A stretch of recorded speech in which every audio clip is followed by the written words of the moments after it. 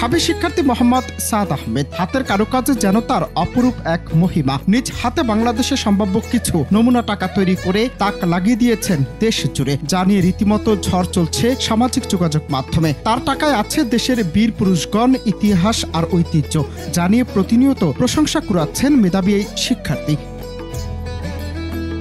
তিনি ইতিমধ্যেই ডিজাইন করেছেন এই নতুন 50 টাকার নোটটি, যা ইতিমধ্যে সোশ্যাল মিডিয়ায় ঝড় তুলেছে। কেউ কেউ বলছেন নোটটির ডিজাইন এতটাই ক্লাসি, আধুনিক এবং স্টাইলিশ যে এক নজরে আমাদের দেশের ইতিহাস, ঐতিহ্য এবং সৌন্দর্যের প্রতিচ্ছবি বহন করে। বলছেন অনেকেই জানেন না, একটি টাকার নোট শুধু সৌন্দর্য দিয়ে তৈরি হয় না, এর ভেতরে থাকে অসংখ্য সিকিউরিটি ফিচার যা নকল প্রতিরোধে অত্যন্ত কার্যকর।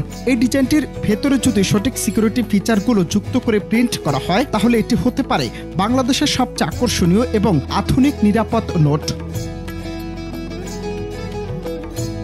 বাংলাদেশের 2 টাকার নোট ইতিমধ্যে বিশ্বের সবচেয়ে সুন্দর নোটগুলোর মধ্যে গণ্য হয়। ফেসবুক ব্যবহারকারীরা বলছেন, এখন সময় এসেছে নতুন প্রজন্মের তরুণ ডিজাইনারদের আইডিয়াকে গুরুত্ব দিয়ে বাংলাদেশের মুদ্রার নান্দনিকতা এবং নিরাপত্তা দুটোই আরও এক ধাপ এগিয়ে নেয়ার। এর মধ্যে মেজর জিয়াউর রহমানের 44তম শাহাদাত বার্ষিকীতে বিনম্র শ্রদ্ধা জানিয়ে 1000 টাকার একটি নমুনা নোট তৈরি করেছেন ঢাবির এই মেধাবী শিক্ষার্থী।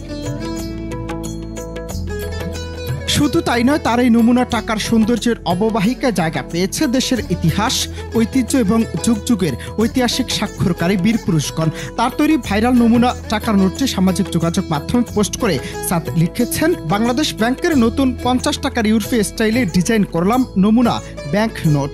জয়নুল আবেদিনের সংগ্রাম ছবিটি লম্বা বলে টাকার ডিজাইনার ঠিকমতো বসাতে পারেনি এবং খুব কম রেজুলেশনের ছবি ব্যবহার করেছে।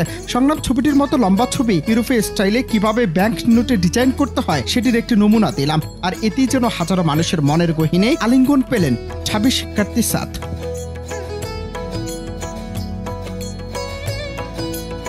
অনন্ত হাসান মাসুদ, বাংলা টিভি, ঢাকা।